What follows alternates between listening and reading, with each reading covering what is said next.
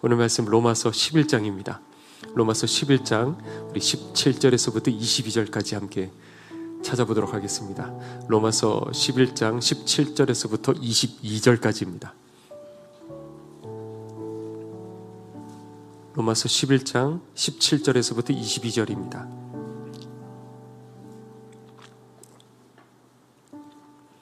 제가 봉독하겠습니다.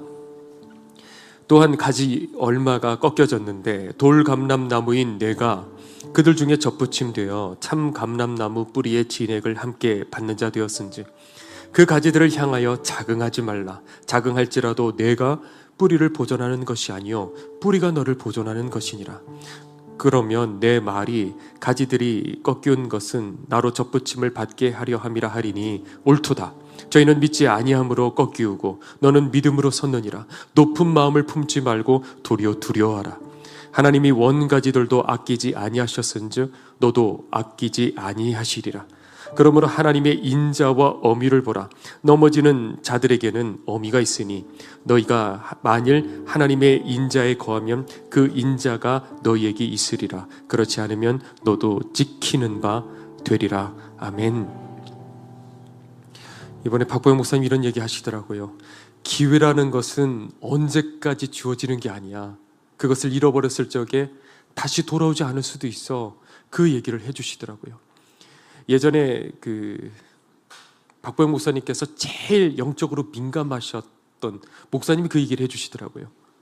물론 주기들이 있겠지만 성령님과 더 가까워지고 그거는 우리가 알 수 없는 어떤 하나님과의 그런 깊은 관계 속에서 성령님과 더 가까워지고 어떨 적에는 그런 걸까? 걱정이 되지만 그러나 주님께서 잠깐 다윗에게 물러나시는 것처럼 물러나셔서 또 가르치실 부분들이 있고 그렇지만 그 기간 동안에는 정말 가까웠던 그 기간이 언제였냐면 그 13년이 지난 내가 다 봤다던 그 시점부터 그냥 다 알게 되더래요.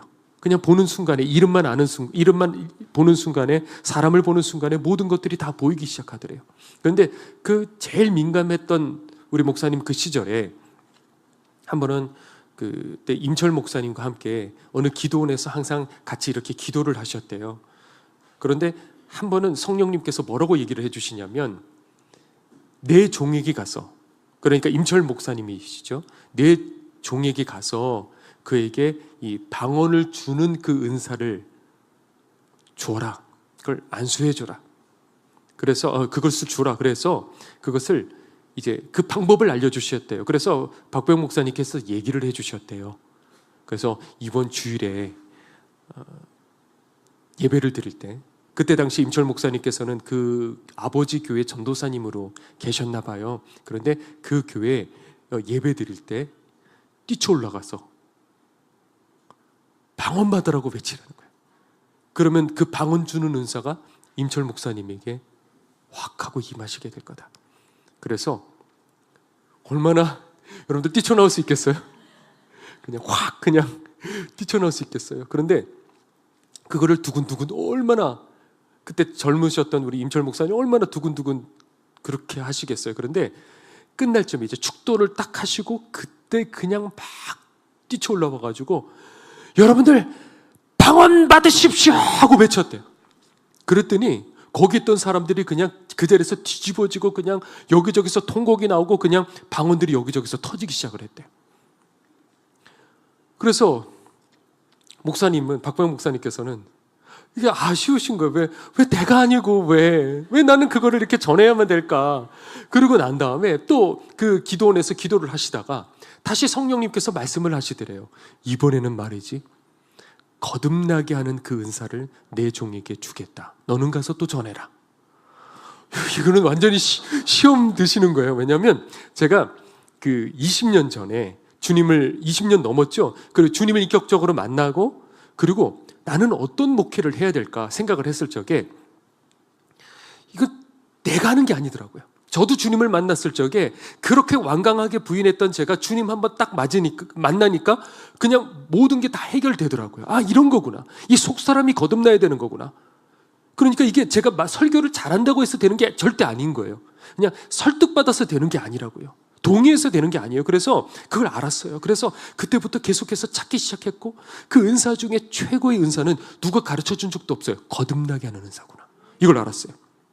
이게 최고구나. 그래서 그때부터 시작해서 날마다 밤에 빠지지 않고 항상 제 기도, 저를 위해서 기도해 주시려면 이 기도만 해주시면 돼요. 하나님, 제게 사람들로 회개케 하고 거듭나게 하는, 영혼 살릴 수 있는 그 은사를 제게 주십시오. 이것만 계속 기도했는데 계속 기도하고 있어요. 자, 계속 기도하고 있는 거예요. 하나님, 이것만 제게 주세요. 정말 미친 듯이 기도만 하는 거예요, 그냥. 근데 다른 누군가 중보 기도하면 그거는 응답해 주셔요. 이거 급하다고 하나님, 그럼 이거는 응답해 주셔요. 왜 이거 하나님, 이거는 왜 내게 주시지 않아요? 그런데 이걸 가지고 그렇게 기도하고 그 오랜 세월 동안에, 그런데 기도하면 그거밖에 안 나오는 거예요, 제게. 저는 그 기도밖에 나오질 않아요. 지금도 마찬가지예요. 그만큼 목마르고, 그런데 그 거듭나게 하는 은사를 주신다는 거예요. 그러니까 이제 박 목사님께서도 가시면서 이게 마음에, 이거는 최고인데, 이거는 사랑의 은사와 거듭나게 하는 은사가 있다 그러시잖아요. 최고의 은사는 뭐냐? 사랑의 은사입니다. 아니다. 그것보다 더 귀한 은사가 있다. 그 은사는 바로 거듭나게 하는 그 은사다. 그래서 그거를 얘기를 다 해주셨대요. 이번에도 또 뛰쳐올라가서 그걸 하라는 거예요. 외치라는 거예요. 여러분들 같으면 외칠 수 있겠어요? 자, 한번 외쳤다고요. 그날 어떻게 됐을까요? 그대로 끌려, 자세한 건 좀 몰라요. 그냥 끌려 나와서 아버지께 얼마나, 야, 네가 뭔데 지금 뛰쳐나와갖고 그런 소리를 지르고 그러냐 하고 얼마나 혼나셨겠어요. 그렇죠? 그러니까 그거를 또 한 번 그랬는데 모르고 혼났지만은, 이거 이제 다시는 너 이러지 마 하고 갔을 적에 또 그거를 어떻게 하겠냐고요. 그런데 그날 이제 박보영 목사님께서는 실망을 하시고 이제 주일이 되어가지고 이제 설교를 하셨는데 그냥 하셨대요, 그냥. 그런데 사람들이 다 울기 시작하더래요. 막 통곡 소리가 그냥 여기저기서 다 들리고, 멀쩡한 사람 단 한 명도 없이요. 뒤집어지더래요. 이거 왜 이러지? 나는 그냥 감동시키주려고 여기 이런 얘기도 없었고 그냥 말씀 갖고 이렇게 하고 있는데 왜 울지? 왜들 울지? 그리고 퍼뜩 생각이 나더래요. 퍼뜩 어떤 생각이 스쳐 지나가길래 얼른 예배가 끝나고 임철 목사님께 전화를 하셨대요. 어떻게 됐냐고, 그거 했냐고. 못했슈, 이렇게 하셨대요. 그래서 그 은사가, 그러니까 방언 주는 은사는 임철 목사님에게로 갔고, 그리고 사람을 거듭나게 하는 은사는 박보영 목사님에게로. 그렇게 왜 그런 방식을 쓰셨는지 그거는 나중에 천국 가서 물어보셔요. 그건 뭐 우리가 모르는 거잖아요. 그런데 하나님, 이렇게 이 신앙이라는 게 그래요. 그냥 우리는 매번 그냥 와가지고 똑같은 그 패턴의 예배를 드리고 뭐 응답 뭐 이런 것도 모르고 그냥 와서 그냥 돌아가고 이런 게 아니에요. 여러분들이 성령님과 가까워지기 시작하잖아요. 이런 긴장 관계들이 계속 이어져요. 정말 함께 하실까? 정말 함께 하시는구나. 이런 일들이 계속해서 이어지게 돼 있어요. 그런데 그때 믿음의 어떤 결단들을 내려야 되는 거예요. 나 이런다고 될까? 이런다고 나 망할 텐데? 이렇게 하면 나 혼날 텐데? 근데 그걸 이기고 딱 결단했을 적에 하나님의 약속이 부어지는 거예요. 이렇게 신앙생활이라는 건 사실 이런 거거든요. 그런데 대부분의 사람들은 그게 뭔지를 모르고 그냥 살아가는 거예요.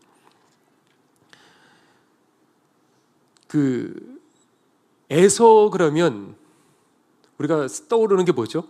장자권을 잃어버린 거예요.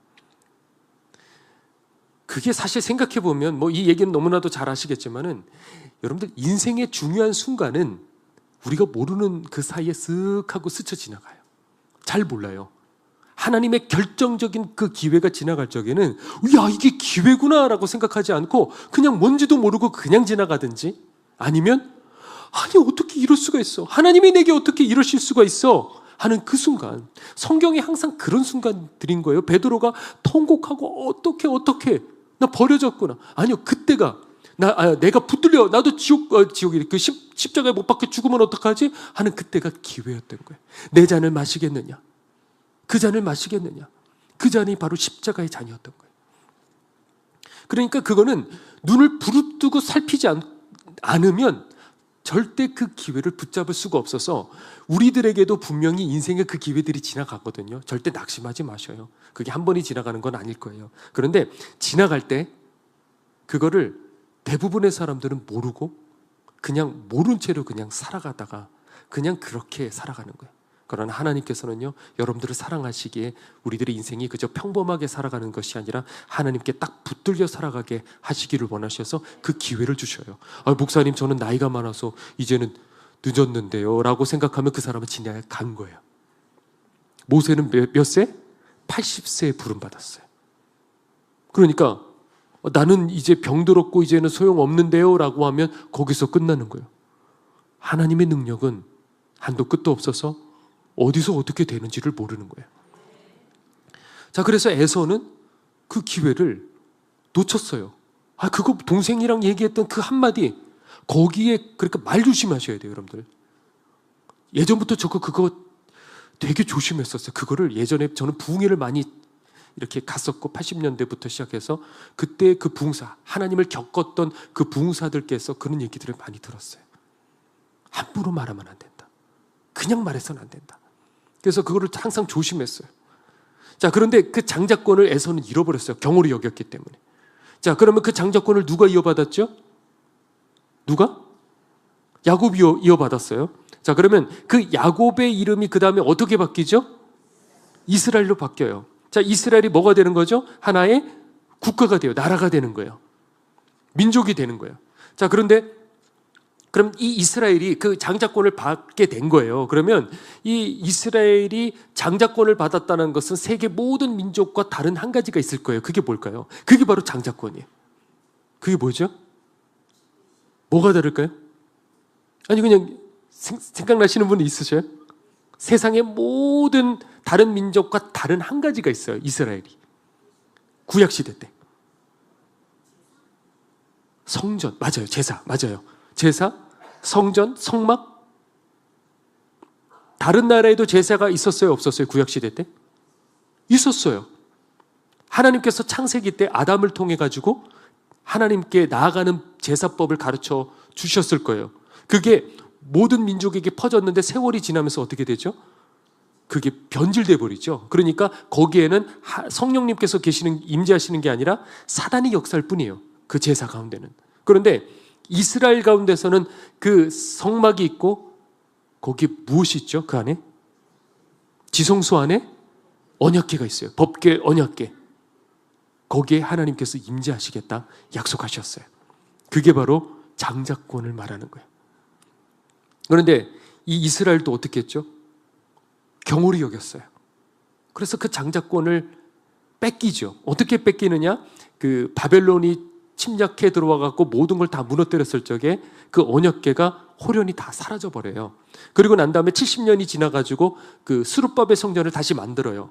그런데 그때 70년 사이에 우리나라도 지금 이제 오늘 이제 6월 25일이잖아요. 그러니까 아직까지 참전 용사 중에 살아계신 분이 계신 것처럼 그 70년이 지났을 적에 그것을 그때 끌려갔던 할아버지들, 할머니께서 그것을 본 거예요, 성전을. 그러니까 그 이스라엘 백성들이 그 성전들을, 스룹바벨 성전을 만들고 환호를 치고 박수를 치는 거예요.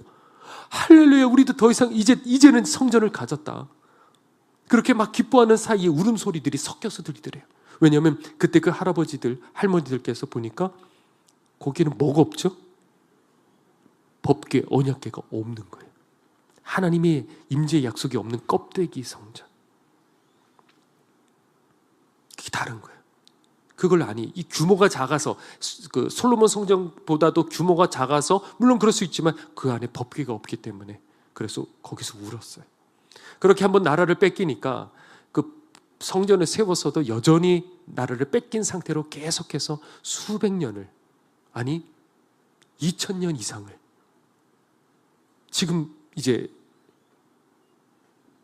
다시 나라를 찾게 되었지만 어쨌든 간에 그 오랜 세월 동안에 나라를 뺏긴 그 상태에서 정말 말할 수 없는 아픔들을 겪었어요. 그러니까 뺏기고 난 다음에서야 사람들은 그제서야 깨달아요. 그때가 소중했구나. 그래서 곳곳에다가 회당을 짓고 하나님의 말씀을 가르치고 다 별의별 모든 행동들을 다 해도 한 번 떠나간 그 장자권이 다시 돌아와요, 안 돌아와요? 그렇지 않다고요. 물론 여기에는 조금 더 깊이 얘기를 해야 되겠지만 그냥 우리가 표면상으로 봤을 적엔 그래요. 그래서 그 참감람나무 오늘 본문에 보니까 꺾여버린 거예요. 그래서 우리는 뭐라고 그랬죠? 오늘 본문에 돌감람나무라 그랬어요. 우리는 별 볼 일 없는 돌감람나무. 그런데 그 참감나무에 어떻게 된다 그랬죠? 접붙임을 받게 됐다라는 것이죠. 그렇지만 사도 바울이 말하는 거예요. 너희들도 자긍하지 마. 잘났다고 그렇게 하지 마. 하나님께서 원래 그 참감나무도 그 가지도 부러뜨리시는 하나님께서 너희 돌감나무도 어떻게 하신다고요? 아끼지 아니하시리라. 그렇게 얘기를 하셨어요. 자, 하나님께서 우리도 뭐라고요? 아끼지 아니하시리라. 이상한데요? 하나님께서는 끝까지 우리를 사랑하신다 그러셨는데요? 하나님은 사랑이신데요? 근데 왜 아끼지 아니하시고, 이거 둘이 상충되는 얘기 아니에요? 여러분, 이런 고민 좀 해보지 않으셨어요? 성경 읽다가 보면 어떨 때 보면 하나님의 어떤 두려움, 버리신다 막 이런 얘기들이 나오고, 어떤 경우에는 하나님께서 사랑하실 때 끝까지 우리를 사랑하신다 이런 얘기도 있고요. 이게 헷갈릴 것 같아요. 자, 그 장자권을 누가 받으셨죠? 예수님께서 받으신 거예요. 그 장자권은. 그런데 우리가 거기에 붙어 있게 된 거예요. 그러니까 예수님 장자권을 받으신, 이제 원래 예수님께서 받으셔야 될 것을 받으신 거예요. 진짜 장자시니까 받으셨는데 우리는 거기에 붙어 있는 거예요, 믿음으로. 그런데 교회들은 얼마든지, 성도들 개개인은 얼마든지 꺾일 수가 있다는 그런 지금 얘기예요. 그런데 끝까지 사랑하신다. 근데 아끼지 아니하신다. 자, 오늘 22절을 한번 우리 다 같이 한번 우리 온라인 성도들까지 한번 읽어볼까요? 자, 시작. 그러므로 하나님의 인자와 어미를 보라. 넘어지는 자들에게는 어미가 있으니 하나님의 인자심에 머물러 있으면 그 인자가 너희에게 있으리라. 그렇지 않으면 너도 찍히는 바 되리라. 자, 앞으로 다시 화면 돌려주시죠. 자, 그러므로 하나님의 인자심과 뭐라고요? 준엄하심을 보라. 인자하심과 뭐가 있다고요? 준엄하심. 제가 좀 다르게 읽었는데 저는 개역 한글판을 너무 좋아하다 보니까 인자와 엄이라고 돼 있어요. 자, 인자하심과 준엄하심, 요거를 잘 기억하셔야 돼요. 이제 괜찮아요. 이제 화면은 없애주셔도 돼요. 자, 인자하심과 준엄하심. 그러니까 넘어지는 자들은 어디에 있다고요? 하나님의 준엄하심에 있다. 그리고 인자하심 가운데 있는 사람들은 어떻게 된다고요? 실수하고 좀 넘어져도 하나님께서 건져주시고 붙들어 주신다는 거예요. 그게 마치 옐로우 카드 같은 거죠. 준엄하심은 어떤 상태? 옐로우 카드 같은 상태인 거예요. 그럼 이런 예가 성경에 어디 있냐면 많아요, 사실은. 많은데 대표적인 게 그 출애굽했을 적이 이스라엘 백성들. 자, 출애굽을 했을 적에 그때는 인자하심일까요? 아니면 준엄하심일까요? 인자하심 상태예요. 그런데 이 이스라엘 백성들이 못 배우고 자라서 신앙적으로, 그래서 오자마자 그냥 광야에서 그냥 원망하고 불평하고 삿대질하기 시작했어요. 자, 그래도 인자하심 가운데 있었을까요? 준엄하심 가운데 있었을까요? 인자하심 가운데 있었어요. 주님께서 계속 참으셨어요. 그러다가 어느 시점 시내산에서 금송아지 만든 그 시점에서 하나님께서 진노하시기 시작하셨고, 그때부터 무엇? 준엄하심으로 하나님의 그 이스라엘을 향한 태도가 바뀌게 되셨던 거예요. 옐로우 카드 상태. 그리고 그때부터 이스라엘 백성들은 또 습관대로 원망하고 불평하다가 어떻게 되죠? 그때부터 하나님께서 치시기 시작하셨어요. 사람들이 죽기 시작했어요. 그런데도 이 사람들이 바뀌지 않았죠. 왜? 늘상 그렇게 살아왔으니까. 이번에도 그럴 줄 알았으니까. 그러다가 결국에는 두 사람 빼고 다 쉽게 말해서 지옥 간 거예요. 100%인지 어떻게 될지는 모르겠죠. 세부적인 건 우리가 모르겠지만 결국에는 다 버려진 거예요. 우리는 과연 어떨까? 지금 한국교회는 어떨까? 우리 인생은 과연 어떨까? 지금 나는 인자하심 가운데 있을까? 준엄하심 가운데 있을까? 이 한국교회는 지금 하나님의 인자하심 가운데 있을까? 아니면 준엄하심 가운데 있을까? 오늘 이 얘기를 해보자는 거예요. 저희 아내가 어렸을 적에 다니던 교회가 여기랑 가까운 건데 그 인천에서 제일 큰 교회 하면 여러분들 아실 거예요. 그때 당시 이제 아동부 예배를 드리려면 한 학년마다 교회 크기에 비해서 사람들이 물밀듯이 그 당시는 밀려 들어오니까, 저는 뭐 그때 인천 와본 적이 없으니까 모르겠지만 아마 여기 우리 가운데서도 그 교회 출신이 있으실 것 같아요. 그러면 그 아동부 때 한 학년당 주변의 학원들을 다 빌렸대요. 그래서 뭐 3학년이다 초등학교, 그러면 이쪽 학원 A 학원, 4학년은 B 학원, 그 정도로 어마어마하게 아이들이 밀려 들어오는 거예요. 그때는 그랬던 거예요. 저도 처음에 이제 전도받아서 초등학교 5학년 때 제 모교회로 갔을 적에 그게 기억이 나요. 꽤 그래도 좁지 않은 그 공간이었는데 문을 열었을 적에 깜짝 놀랐어요. 거기에 애들이 바글바글 가득 있더라고요. 그래서 차마 어디 앉을 자리가 없어서 그 큰 문을 이렇게 열어갖고 구석에 쪼그려서 겨우 앉을 정도로 애들이 그렇게 많이 있었어요. 청소년 가도 마찬가지였고 그때는 그랬어요. 그런데 그 시간이 지나면서 80년대 후반부터 시작해가지고 이제 90년대 넘어가면서 보니까 어느 순간에 그 애들이 다 어디로 가버렸는지 사라지고 말았어요. 여러분들 그 진화론의 핵심이 뭐냐면 이거예요. 그 진화론이 뭐 어떻고 내용이 어떻고 그 이면에 뭐냐면 거기에는 하나님이 없다는 게 전제가 돼 있는 거예요. 죽으면 그러면 어떻게 된다는 거죠? 끝이라는 거예요. 그냥 생각하고 있는 나 존재 자체가 그냥 사라진다는 거예요. 그러니까 그 속에서 아이들은 계속해서 배워왔던 거예요. 그거를 이게 참 사상이라는 게 참 무서운 거예요, 여러분들. 그거를 계속해서 배우잖아요. 그러면 이거를 굳이 하나하나 가르쳐 주지 않아도 야, 하나님 떠나야 돼. 예수님 믿으면 그거 바보 같은 짓이야. 이렇게 얘기를 안 해줘도 그런 것들을 계속해서 주입당하고 배우다가 보면 자신도 모르는 사이에 교회 가지 마라 그래도 알아서 임계점이 딱 지났을 적에 내가 왜 교회 다녀야 돼? 이게 사상의 무서움이죠. 동성애도 마찬가지예요. 그 주장하는 게 그럴듯해 보이거든요. 남에게 피해 주는 게 아니고 그냥 각자의 어떤 성적 취향을 인정해 주자는 거지. 그냥 우리끼리만 그럴게. 이걸 좀 인정 좀 제발 좀 해줘. 왜 그렇게 난리치고 왜 니네 기독교인들은 왜 그렇게 난리를 쳐? 그렇게 얘기를 하는 거예요. 그게 아니고 그것들이 우리 자녀 세대에 자연스럽게 들어가기 시작했을 적에 거기서부터 오는 이 신앙들이 무너지기 시작하는 거예요. 그 시간에 교인들은 어떻게 했냐? 그 긴 시간 동안 자식들 공부가 우상이 됐던 거예요. 죽으라고 공부시켰어요. 그런데 그 아이들은 거기서 그것들을 배워왔던 거예요. 물론 공부하지 말라는 얘기는 아니었. 아이들이 또 좋아할지 모르겠어요. 야, 공부하지 마. 그런 의미가 아니에요. 그런 기독교 교육, 하나님의 말씀을 가르쳤어야 되는데 그거 하지 않고 집안에서 그런 것들을 나누지 않고 그냥 공부, 죽으라고 공부 애들이 공부를 했던 거죠. 그런데 하다가 보니 그런 5만 가지 세상 가치관들이 들어오고 하나님을 대적하는 사단이 심겨놓은 그 모든 사상들이 들어오다가 보니 애들이 결국 성공했어요. 이 나라 잘 살게 됐어요. 근데 하나님 다 떠나가 버리고 지금 이 시대에 이렇게 돼버렸어요. 아이들 다 어디 갔냐고요.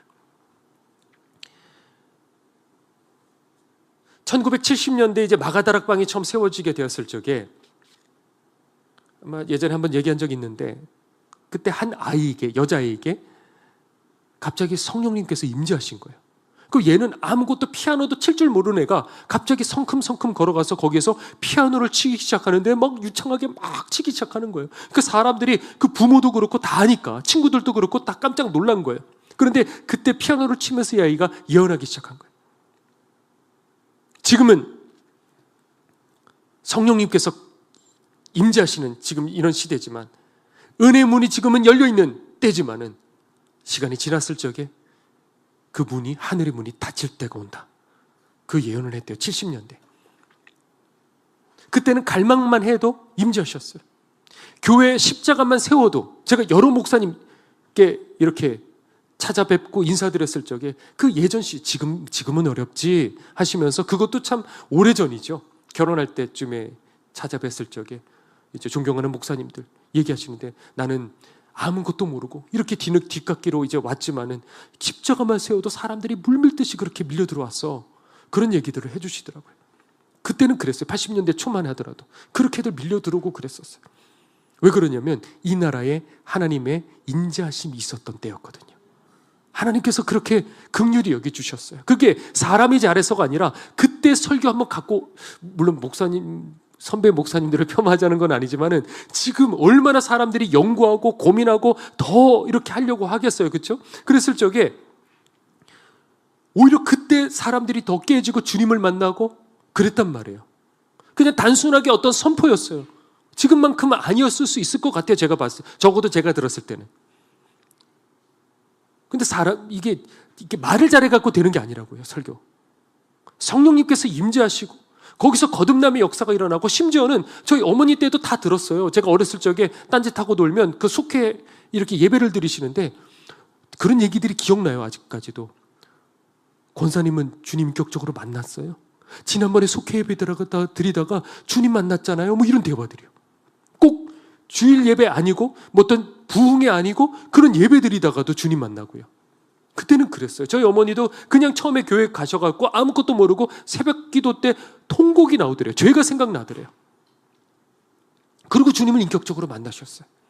그러니까 그냥 사람이 바뀌는 거예요. 그냥 그 순간에 그렇게 그냥 자 갖고 와 이렇게 해가지고 그냥 엎드려 뻗쳐 50대야 그리고 막 생각만 해도 그때 무서워가지고요. 뭐 다 50대를 때리신 건 아니지만은 무서웠어요 저희 어머니. 그런데 완전히 바뀌셔가지고 제가 그 청소년기 때 이제 학창 시절에는요, 엄마 내가 잘못했어 나 때려야 돼 단 한 번도 손지고 만 적 없으셨어요. 누가 봐도 바뀌셨어요. 꼭 그거 아니라 하더라도. 그때는 그랬는데 지금은 아무리 기도를 해도 그렇게 갈망해서 막 울면서도, 이번에도 그 세 가족 이렇게 예배 끝나면 이제 모임 하는데 주일에 보면 다 울음바다예요. 다들 그 갈망하는 그 마음으로 오셨던 거예요. 드디어 찾았대요. 그러면서 우시는 거예요. 다들 각자들. 그러면 이분이 우시면 저분도 우시고 같이 우셔요. 그런데 그렇게 갈망했어도 이 속에 공허한 거예요. 공허했던 거예요. 자꾸 찾다가 또 저희 이렇게 오셨던 거예요. 그런 갈망함이 더해가지고 박병 목사님 이번에도 또 얘기하시는 거예요. 지금 이 시대에 여기는 길등교회는 그 불씨가 살아있어. 그 얘기하시는 거예요. 불씨가 살아있어. 그러면 최 목사 어떻게 해야 되겠어? 그거를 후 불어가지고 그 불씨를 활활 타오르게 그렇게 만들어야 돼. 그래서 이렇게 해야 돼. 이렇게 해야 돼. 그 얘기를 하시더라고요. 그러면 저는 제 나름대로 해야 될 것이 있고, 여러분은 여러분 나름대로, 그저 나만 잘 먹고 잘 살자 그거 아니잖아요. 그 불씨를 키워야 된다고요. 우리 자녀들에게 뭘 남겨주겠습니까? 아파트요? 아니라고요. 그런 거 아니라고요. 여러분들 그거 다 가지고 하나님 없어. 나중에 청년들 이제 결혼하는데 예를 들어 남자가 그냥 다 가지고 있어요. 그냥 모든 거 다. 근데 하나님 몰라. 그래도 좋은걸요? 아니라고요. 그런데 그 어떻게 하느냐? 제가 간단하게 세 가지만 얘기하죠. 첫 번째, 이게 좀 구체적으로 우리가 했으면 좋겠는데 그냥 뭐 기도합시다. 그거 말고 이렇게 했으면 좋겠어요. 여러분들 제가 얘기를 할 테니까 정말 아멘 하실 준비가 되셨겠어요? 쉽지 않을 텐데요. 꼭 해주셨으면 좋겠어요. 그래 어려운 것도 아니에요. 첫 번째 뭐냐면 우리가 꼭 이제 매 예배 때마다 최소 30분 전부터 나와서 하나님의 임재를 위해서 기도하자. 정말이신가요? 이거 한번 해보자는 거예요. 왜 불씨가 여기 있다잖아요. 저도 더 어떤 게 더 이상 여기서 말을 못 하겠어요. 얼마나 이 가운데서 영적 역사들이 일어나고 주님께서 함께 하시고, 그런데 이 불씨가 분명히 있거든요. 그러면 이 불씨를 여기서 더 하나님은 그걸 원하시고 기다리고 계셔요. 그럴 때 몇 분 전부터? 30분 전 최소.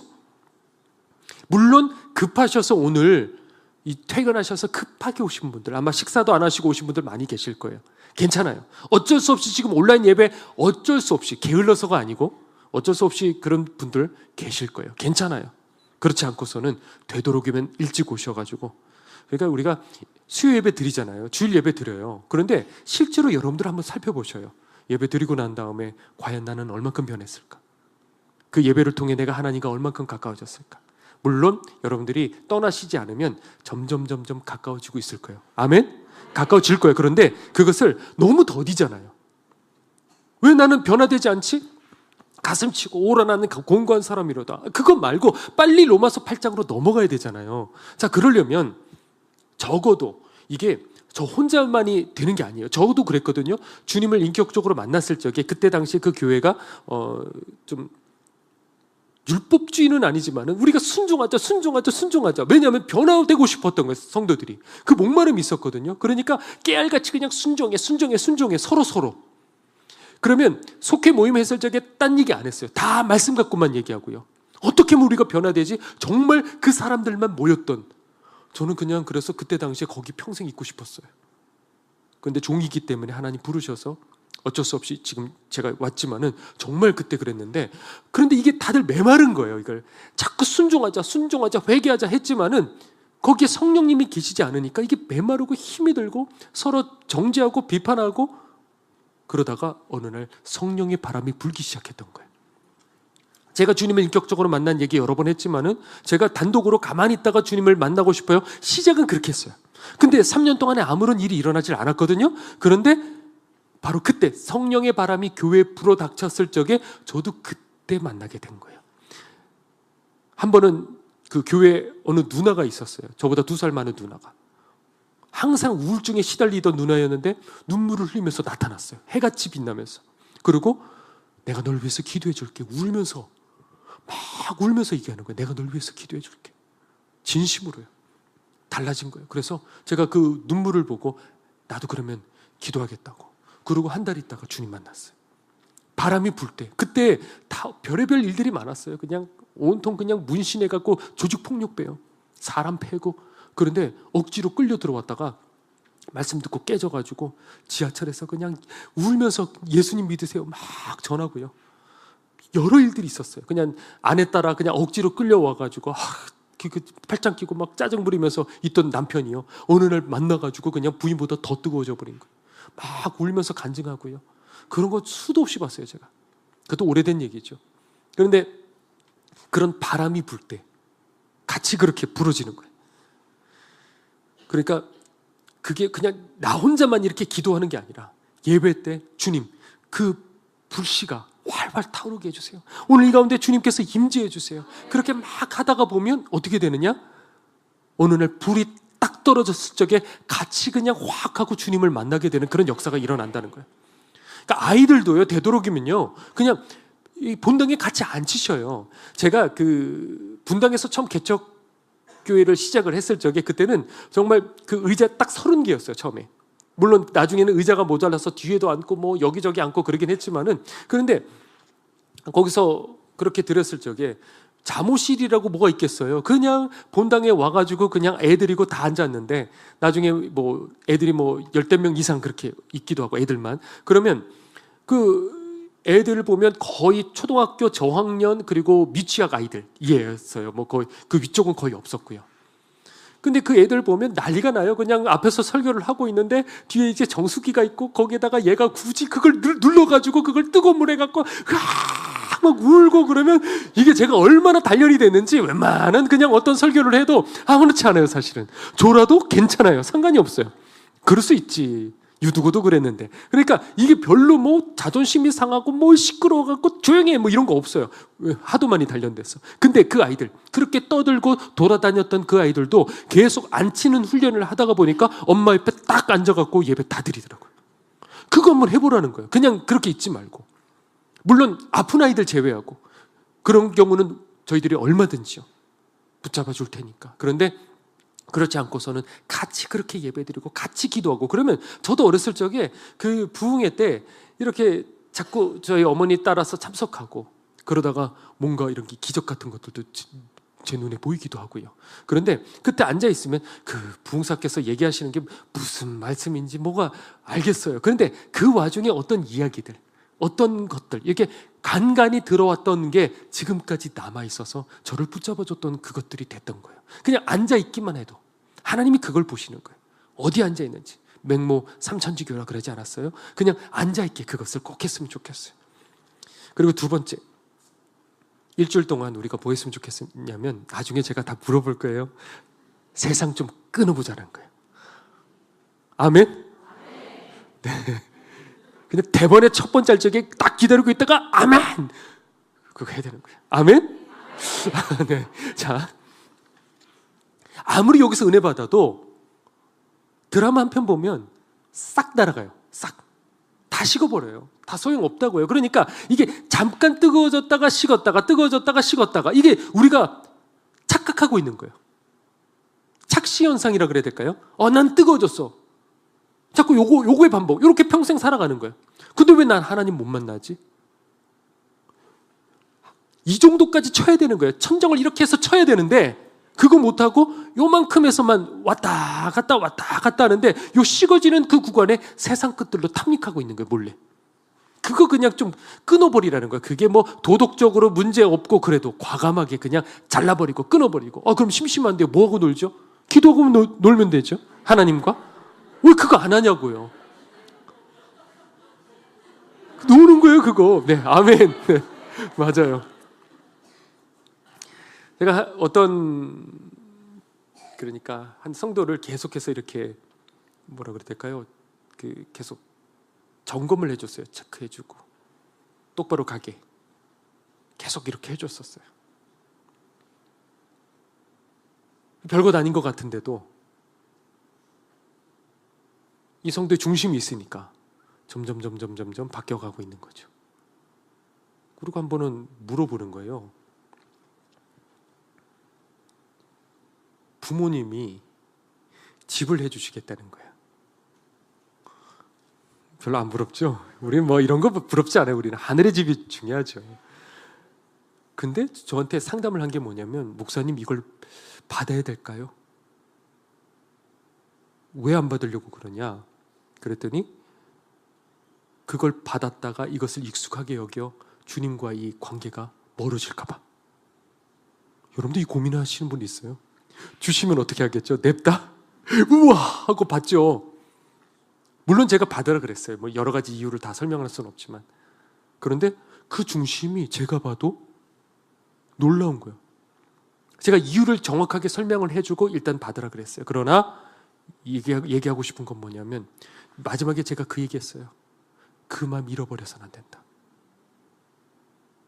그것을 어느 순간에 하나 열리면 둘이 열리고 둘이 열리면 셋이 열려요.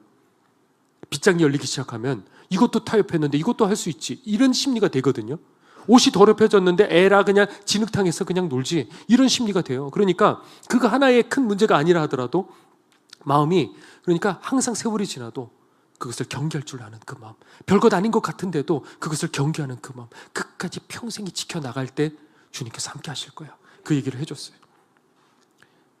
이용도 목사님 1930년대에 그 강력한 그 부흥의 역사, 그래서 박장원 목사님께서 그 시대에 당대에 우리나라 3대 부흥사, 최고가는 3대 부흥사, 그 시절에 다 계셨던 분이셨어요. 그런데 그 중에 이용도 목사님 집회에 참석하셨을 때 최고였다. 기도하는 분이셨어요. 매일 새벽 3시에 일어나셔서 기도를 하시는데 뭐라고 기도하시냐면 이렇게 기도하셨대요. 내 혼을 빼내버리고 예수에게 아주 그냥 미친 사람이 되게 해주시옵소서. 예수에게 미치기 전에 나는 주님을 온전히 따를 수도 없고 마귀를 싸워서 이겨낼 수도 없어요. 내 혼을 쏙 빼서 예수의 영으로 채워주시옵소서. 여러분들, 기왕이 좀 그런 기도, 그냥 자잘한 기도 말고요. 그러면 나머지 하나님이 다 해주셔요. 기왕에. 그리고 세 번째입니다. 또 일주일 동안 잘 들으셔야 돼요.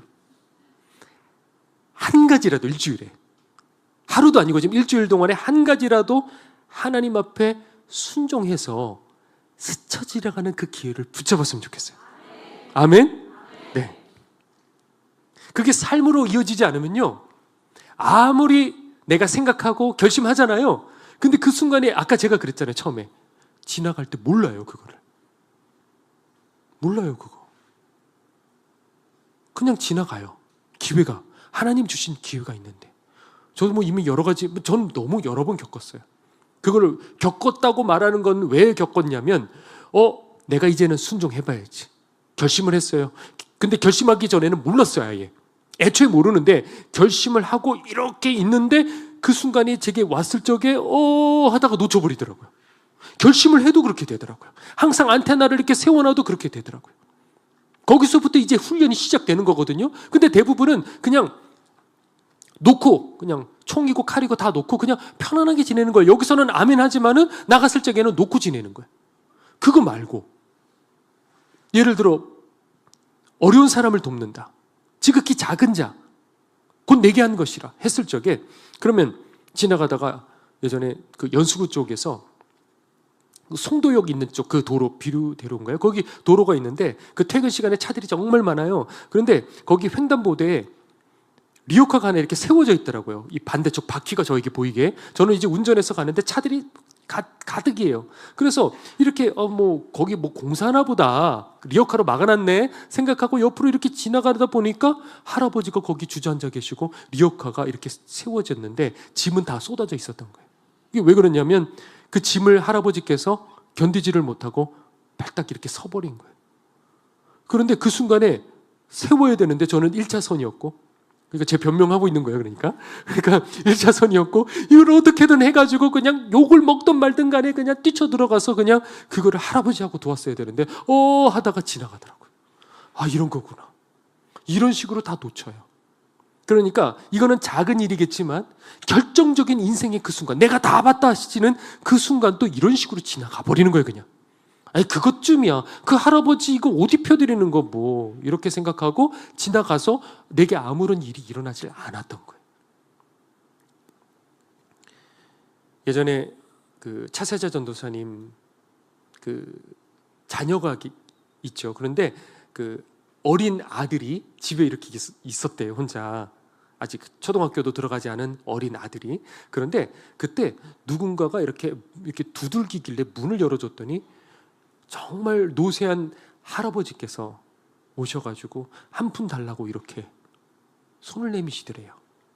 그래서 그 아들이 그 순수한 그 마음에 뭘 줄까 드릴까 이렇게 하다가 그 책장에 있는 그동안에 모았던 이만한 돼지 저금통, 그 동전으로 가득 차 있었더래요. 지금까지 모았던 거를 할아버지가 너무 불쌍해 보여갖고 할아버지 이거 받으세요 하고 드렸대요. 그랬더니 그 할아버지께서 그 자리에서 이곳에 하나님의 축복이 있을지어다 딱 이렇게 손을 내미시고 그리고 문 닫고 나가시더래요. 그리고 나가시자마자 몇 초도 아니에요. 1초, 2초, 3초 다시 문이 열리는데 어머니, 그러니까 차세자 전도사님이 들어오시더래요. 그래서 엄마, 할아버지 지금 보셨어? 저금통 들고 가시던? 아니, 방금 1초, 2초, 3초였는데 방금 열었는데 닫았는데 못 보셨다는 거예요. 부지 중에 주님을 섬긴다. 그 얘기를 해주셨대요. 박병 목사님께. 부지 중에 그렇게 주님을 섬길 수 있다. 여러분들 이 세 가지 30분 전에 나와서 기도하고 일주일 동안에 세상 한번 끊어보려고, 뭐라도 하나라도 끊어보려고 하고, 그리고 한 가지씩이라도 주님 앞에 그 기회 잡으려고, 그게 아니어도 괜찮아요. 이거 주님의 기회가 아니었는데 괜찮아요. 근데 그걸 계속 하던 사람들이 자기도 모르는 사이에 그게 부지중이 되는 거거든요. 부지중에 주님의 기회를 붙들게 돼버리는 거예요. 우리가 그렇게 하나님 마음에 드는 사람. 그러니까 결국 성경에 보면 삼손 땡, 엘리 제사장 가문 땡, 다 결국에 보면 사울 그렇게 왕으로 세워졌지만 땡이었어요. 결국에는 비참하게 돼요. 하나님께서 세워주셨는데 자기 갈 길로 가버리니까 다 비참하게 돼버렸어요. 한국교회 어떻게 될까요? 어느 나라보다 하나님의 사랑을 받았어요. 어느 나라보다 성령의 그 능력을 받았어요. 어떻게 되냐고요. 그래서 그 다음 하나님께서 그 다음을 보실 적에 그 사무엘을 통해 이세 집안으로 가게 하셨고, 거기에 그 사무엘 눈에 보이게 누가 보였죠? 엘리압 맏아들이 다 자, 그런데 그걸 딱 봤는데 하나님께서 그러시죠. 그 용모와 신장을 보지 마라. 사람들은 외모를 보거니와 나 여호와는 중심을 보느니라 그러셨어요. 그리고 내가 이미 그를 버렸도다. 내가 이미 그를 버렸다 그러셨어요. 근데 이 엘리압은 아직 시작도 안 했어요. 아직 너무 어려요. 그런데 해보지도 않아도 이미 하나님께서는 중심을 아신다 모르신다? 아신다는 거예요. 하나님께서는 지금 이 시간에 시작 안 해도 하나님께서는 우리들의 중심을 보시는 거예요. 어떤 마음으로 듣고 있는지. 그게 나중에 골리앗 앞에 설 적에 드러나잖아요. 다들 그냥 개죽음 되고 싶지 않아요. 굳이. 그런데 그때 당시에 이스라엘을 향한 하나님은 준엄하심일까요? 아니면 자비하심일까요? 인자하심일까요? 헷갈리네요. 인자하심일까요? 그 시절에 사울까지의 그때 이스라엘을 향한 하나님의 시선은 인자하심일까요? 아니면 준엄하심일까요? 저는 준엄하심이라고 생각해요. 왜? 사사기가 암흑시대였잖아요. 그리고 그것이 잘 끝나지를 않았고 사울을 통해서 바꾸시려고 했지만 안 됐어요. 삼손을 통해서 먼저 바꾸시려고 했지만 안 됐고, 그리고 사울을 통해서 바꾸시려고 했지만 안 됐어요. 그때까지는 준엄하심. 그래서 이스라엘은 계속해서 매를 맞고 있었어요. 주변 나라들에 대해서. 그러다가 다윗이 딱 등장하죠.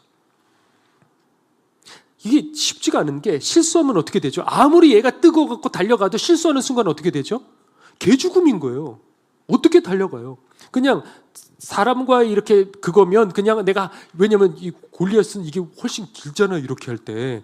그러니까 한 대 맞고 그냥 이렇게 칠 수 있다 하더라도 이게 칼이기 때문에 이게 안 된다고요. 이거 한번 던졌다가 실패해버리면 끝나는 거라고요. 그런데 그 한 사람이 자기 몸을 던졌어요. 하나님 사랑해서. 대가를 바랬던 거 아니에요. 그걸로 뭐가 되고 싶었던 것도 아니고 그냥 하나님 사랑해서 그거 견디지를 못해서, 그 세상의 사단이 교회를 욕하는 거 그거 견디지를 못해갖고 하나님 앞에 달려가는 거예요.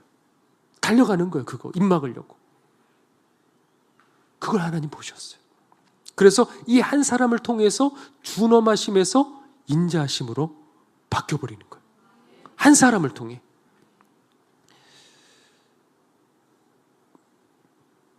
그런 사람이 우리 가운데 왜 없을까? 누군가는 하겠지 뭐. 목사님이 하시겠지 뭐. 아니라고요. 그 누가 해야 되는 거예요? 우리가 해야 되는 거예요. 이 시대에 누가 해야 되는 거예요? 우리 길튼교회가 해야 되는 거예요. 아멘? 여기 온라인 성도들도 마찬가지고 여러분들도 마찬가지예요. 이거 누군가는 하겠지 뭐 라고 생각하면 나랑 상관없는 거예요. 그거를 내가 할 거야. 우리 주님 내가 지켜드릴 거야. 그리고 큰 걸 하지 말라니까. 그게 아니라 제가 얘기했던 그 세 가지만 꼭 기억하라는 거예요. 작은 것부터. 이 다윗이 큰 것을 첫 번부터 그냥 골리앗과 싸웠던 게 아니고 그냥 목동일 하면서 지켰던 거예요. 그 양들을. 그것부터 하기 시작하면 되는 거예요. 작은 것부터. 이제 말씀 슬슬 정리하죠. 6.25 때, 오늘 6월 25일이다 보니 그 참전용사 생각하면 그렇게 이렇게 눈물이 나는지요. 어느 이야기를 하나 들었는데, 이제 그 미국의 한 이제 고등학생이었대요. 그런데 이제 그 미 해병대로 징집이 되어가지고, 그리고 이제 처음 오는 이 땅, 이 부산항을 이렇게 밟고 그렇게 왔대요. 그리고 이제 전투에 나갔는데 뭐 얼마 싸워보지도 못하고 폭탄이 그 주변으로 터졌고, 그리고 그 자리에서 기절을 했더래요. 그런데 기절을 하고 꿈에 친구가요, 같이 이렇게 전선에서 이렇게 총을 쏘던 그 친구가 얘를 뺨을 막 때리더니, 제임스 일어나, 빨리 일어나야 돼, 막 뺨을 때리더래요. 그래서 정신을 차리고 보니 구덩이에 다 죽어 있는데 혼자 깨어났더래요. 그래갖고 그냥 여기저기 다친 몸으로 허겁지겁 달려가서 이제 병원으로 갔고, 그래서 병원에서 2-3주 치료를 받고, 그리고 미국으로 결국 부상을 당했기에 이제 미국으로 돌아오게 된 거예요. 그리고 집에 왔는데 편지 한 통이 집으로 오더래요. 그 친구의 여동생에게서부터 온 편지였는데, 그 친구가 그날 전사했다는 그런 편지였어요. 얼마나 분노가 나는지. 저 알지도 못하는 저 조그만 나라 때문에 내 친구가 죽고 나도 이렇게 다치고, 이게 무슨 짓인지, 이기는 것도 아니고 지는 전쟁도 아니고 이거 도대체 무슨 짓인지 계속해서 그 오랜 세월 동안에 한국만 생각하면 원망하고 원망했다는 거예요. 그렇게 몇십 년이 지나 어느 날 TV가 나오는데 1988년도에 그 서울 올림픽을 봤대요. 쳐다보고 싶지 않은 저 한국. 그런데 그 올림픽을 보면서 카메라가 이렇게 쭉 서울을 이렇게 비춰줄 적에 그 올라서 있는 그 건물들을 보고 사람들의 자유로운 그 모습들을 보고 그리고 눈물이 나더래요. 내가 헛짓을 한 게 아니구나. 내가 헛짓한 게 아니구나. 내가 자유라는 이 씨앗과 민주주의라는 이 씨앗을 내게 이 땅에 심었을 것 뿐인데, 그런데 어떻게 이렇게 어마어마한 결과를 이 땅에 맺을 수가 있을까? 눈물을 그렇게 흘렸대요.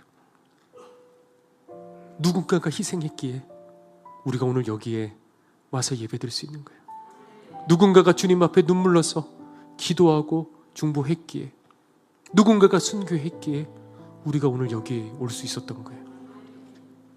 지금 이 시대 교회가 문 닫고 그리고 사람들에게 욕을 먹고, 여러분들 이게 문제가 아니에요. 진짜 문제는 뭐냐면 이 나라에 하늘의 저 문이 천국의 문이 닫히는 이거. 우리는 이 안에서 모였어요. 야, 우리 살았다. 이 안에 성령님께서 역사하시고 거듭남의 역사가 일어나고, 목사님 저 주님 만났어요 막 찾아와서 얘기를 해주셔요. 그러면 이 안에서 그런 일들이 일어나고, 야, 나 살았다. 자, 그렇게 해서 우리가 살아서 천국까지 다 갔다고 해봐요. 여기 아멘. 자, 천국을 다 가가지고 우와 하나님 할렐루야 살았어요. 그런데 가만히 아무리 있어도 그 뒤에 우리 자녀들이 오지를 않는 거예요. 아무도 오지를 않는 거예요. 기다리다 못해갖고 주님 지금 세월이 꽤 지난 것 같은데, 이거 그냥 우리 관점에서 얘기하는 거예요. 시간 순서. 그래서 그런데 왜 아무도 오지를 않는 거죠? 그랬을 적에 천사가 니네까지가 끝이었다. 한국교회 천국문은 닫혔다. 만약에 이렇게 돼버린다고 한다면, 아니 이게 만약에가 아니고 지금 이렇게 가고 있어요. 지금 복음의 모양이 있어도 능력이 없어요. 설교만 한다고 되는 것이 아니에요. 누군가가 불씨가 떨어져야 되거든요. 그 방법 외에는 없어요. 어떤 방법도 없어요. 그게 바로 복음서 이야기와 사도행전 이야기예요. 그 어떤 방법으로도 니네들 안 돼. 내가 할 거야. 내가 하는 거야. 너희들 가진 것 없어도 괜찮아. 근과 음은 없으나 나사렛 예수의 이름으로 일어나 걸어라. 이것 외에는 없는 거예요. 그걸 지금 우리들에게 맡겨주신 거예요. 근과 음 아니야. 뺏어가셔요. 때로는 그거 필요 없어. 제발 그거 쳐다보지 마. 대한민국이 그 자유를 가지고 이만큼 잘 살게 됐어. 그거 쳐다보지 마. 그거는 도구일 뿐이야. 너 나를 바라봐야 돼. 나를 의지해야 돼. 그때 가난했던 그 시절에, 힘들었던 그 시절에 주님 배고프다고 살려달라고 했던 그 기도 소리 지금 회복해야 돼. 여러분들 이거예요. 우리가 그 야성을 잃어버렸어요. 그 눈물들을 잃어버렸어요. 주님밖에 없습니다. 이 기도를 잃어버렸어요. 여러분들 지금 그 기도 하셔야 된다고요. 오늘 이 밤에 우리 함께 찬양 부르고 기도했으면 좋겠어요. 주님, 저에게는 주님밖에 없습니다. 인생의 답, 그리고 한국교회의 이 정답은 오직 성령님밖에 없습니다. 다시 한번 강력하게 임재하여 주셔서 주님 이곳에 떨어지게 하여 주시고, 그래서 저희들이 직접 주님을 알고 우리 자녀들이 하나님을 알 수 있는 그 은혜를 이 시간 부어 주시옵소서. 우리 시간에 함께 뜨겁게 찬양하도록 하겠습니다.